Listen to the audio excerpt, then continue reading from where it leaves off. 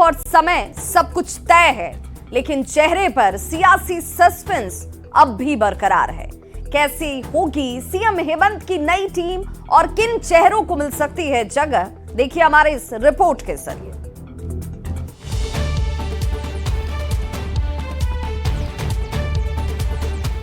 झारखंड में हेमंत मंत्रिमंडल के विस्तार का ऐलान हो गया है। 5 दिसंबर को हेमंत मंत्रिमंडल का विस्तार होने जा रहा है। राजभवन में दोपहर 12 बजे शपथ ग्रहण समारोह में सीएम हेमंत की नई टीम शपथ लेगी। इस दिन स्टीफन मरांडी भी प्रोटेम स्पीकर की शपथ लेंगे। कैबिनेट विस्तार की तारीख तय हो गई है, समय तय हो गया है, लेकिन चेहरे पर अब भी सियासी सस्पेंस बरकरार है। नए मंत्रिमंडल के गठन को अंतिम रूप दिया जा रहा है। चर्चा है कि नई कैबिनेट में सभी 5 प्रमंडल से मंत्री होंगे। जेएमएम से 6, कांग्रेस से 4 और आरजेडी कोटे से 1 विधायक को मंत्री बनाने का फॉर्मूला तय किया गया है। 12वें मंत्री को लेकर मुख्यमंत्री हेमंत सोरेन खुद फैसला लेंगे। मंत्रिमंडल विस्तार सभी को साथ लेकर चलने की बात है, सभी को विश्वास में लेकर चलने की बात है। आरजेडी हो, कांग्रेस हो, हमारा दल है, माले को भी हम मानते हैं। सीएम सोरेन की नई टीम में कई नए और पुराने चेहरों को शामिल करने की बात चल रही है। जेएमएम कोटे से दीपक बिरुआ, हफीजुल, रामदास सोरेन और मथुरा महतो को मंत्री बनाने की चर्चा है। सुदिव्य सोनू, योगेंद्र प्रसाद और लुइस मरांडी भी दौड़ में शामिल है। कांग्रेस कोटे से रामेश्वर ओराव, इरफान अंसारी, दीपिका पांडे सिंह को फिर से मौका देने पर विचार किया जा रहा है। प्रदीप यादव, अनूप सिंह, शिल्पी नेहा तिर्की और नमद विक्सल कोंगाड़ी के नाम की चर्चा चल रही है। जबकि आरजेडी कोटे से सुरेश पासवान या संजय प्रसाद यादव को मंत्री बनाने की बात चल रही है। क्षेत्रीय गुणा गणित के साथ साथ जाति धर्म के फैक्टर को लेकर भी लॉबिंग तेज है। पिछली बार 2019 में जेएमएम से 5, कांग्रेस से 4, आरजेडी कोटे से 1 मंत्री बनाया गया था, जबकि 1 मंत्री पद खाली रखा गया था। इस बार देखना होगा कि कौन से मंत्री रिपीट होते हैं और किन नए चेहरों को हेमंत कैबिनेट में जगह मिलती है। रांची संवाददाता अविनाश कुमार और गौरव झा के साथ ब्यूरो रिपोर्ट, न्यूज़ 18। तो 5 दिसंबर को झारखंड में हेमंत सोरेन सरकार के मंत्रिमंडल का विस्तार होगा। मंत्रिमंडल के विस्तार की तारीख तय होने के साथ राजनीतिक हलचल भी अब तेज हो चुकी है। जेएमएम, आरजेडी और कांग्रेस का क्या कुछ कहना है, आपको सुनाते हैं।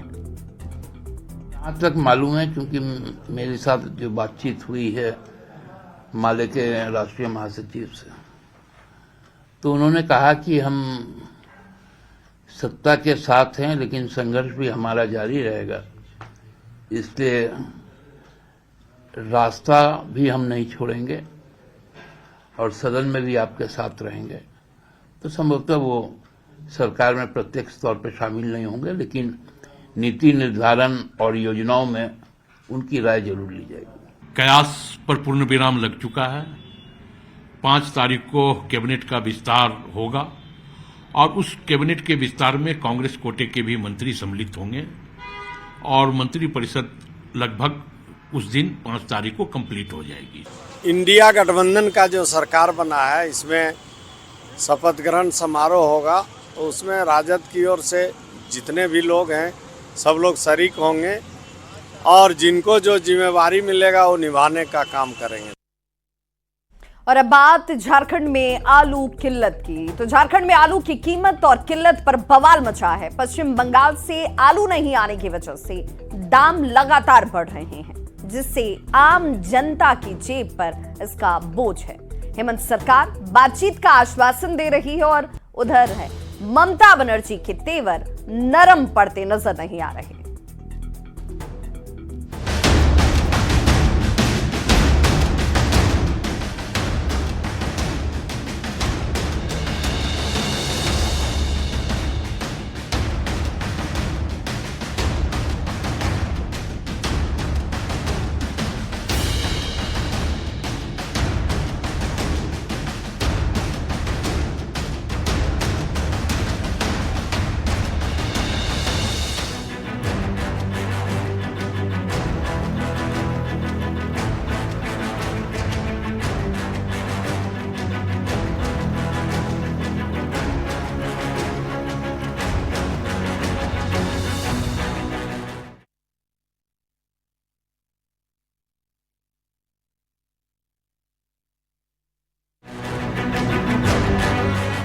प्रोजेक्ट भवन में सीएम हेमंत सोरेन ने कहा कि मुख्य सचिव के स्तर पर बात हो रही है, जरूरत पड़ी तो मैं खुद बंगाल सरकार से बात करूंगा।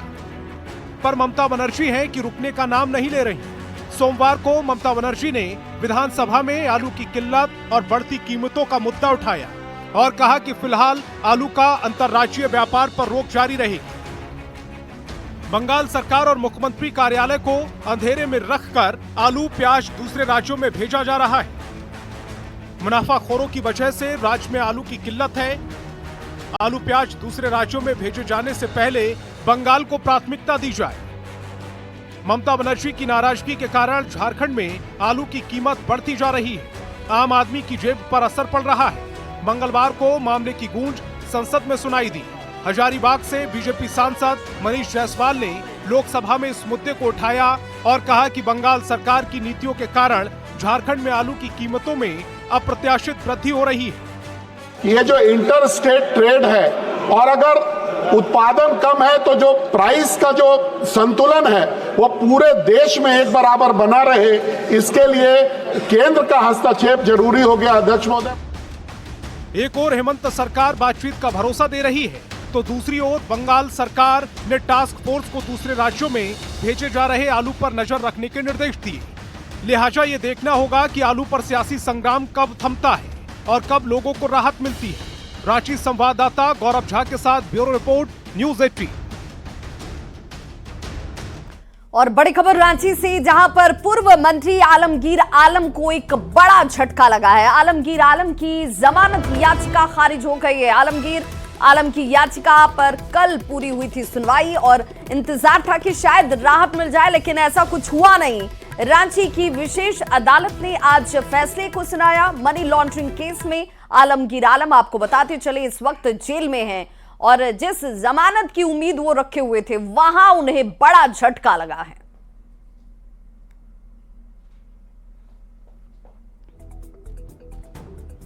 और अब आपको बताते हैं कि आखिर ये पूरा मामला है क्या। दरअसल ये टेंडर कमीशन घोटाले का मामला है, जिसमें 15 मई को पूर्व मंत्री आलमगीर आलम गिरफ्तार हुए थे। मामले में ईडी ने कार्रवाई की थी। सबसे पहले 21 फरवरी 2023 में ईडी का एक्शन देखने को मिला, जहां ईडी ने निलंबित चीफ इंजीनियर वीरेंद्र राम के ठिकानों पर रेड की।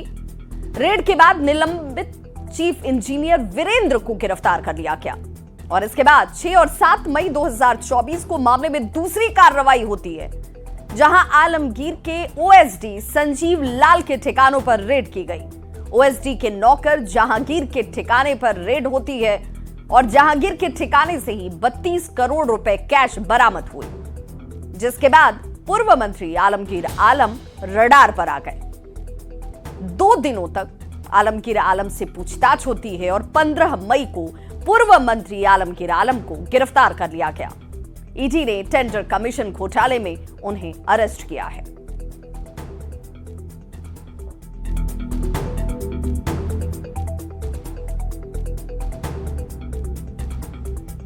और अब बात लॉ एंड ऑर्डर की, जिसे लेकर झारखंड के मुख्यमंत्री हेमंत सोरेन इस वक्त एक्शन मोड में नजर आ रहे हैं और इसी कड़ी में आज उन्होंने एक समीक्षा बैठक की। झारखंड मंत्रालय में आयोजित इस बैठक में वर्तमान विधि व्यवस्था के साथ लॉ एंड ऑर्डर को बेहतर बनाने को लेकर चर्चा हुई। बैठक में मुख्य सचिव अलका तिवारी, गृह सचिव वंदना दादेल के साथ डीजीपी समेत पुलिस मुख्यालय के वरीय अधिकारियों की मौजूदगी भी रही। वहीं बैठक के बाद सीएम ने क्या कुछ कहा, आपको सुनाते हैं।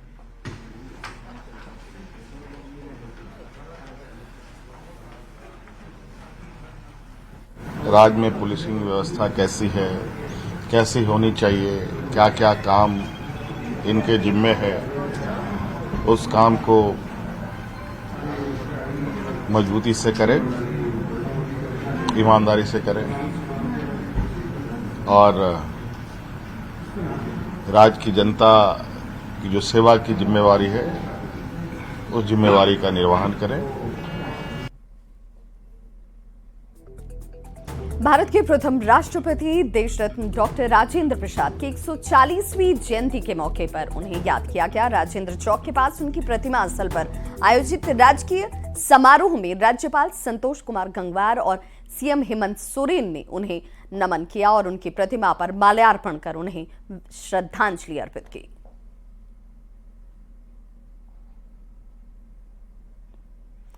जामताड़ा में जेएमएम कार्यकर्ताओं ने हेमंत सोरेन के चौथी बार मुख्यमंत्री बनने पर विजय जुलूस निकाला। शहर के दुमका रोड के पार्टी कार्यालय से ये विजय जुलूस निकलता है। जुलूस में शामिल पार्टी के कार्यकर्ताओं ने पार्टी का झंडा लेकर हेमंत सोरेन जिंदाबाद के नारे लगाए और कैबिनेट विस्तार को लेकर भी कार्यकर्ताओं का उत्साह देखा गया।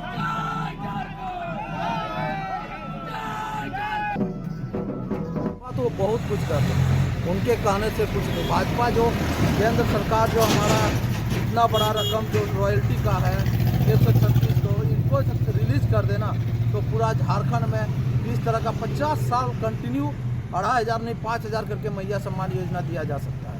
हेमंत बाबू दूसरे बार 5 साल के लिए फिर झारखंड सरकार में अपना सरकार बना ली और उसी खुशी में हम लोग महिला समेत गाजा बाजे के साथ बमबाजी करके खुशी मनाए।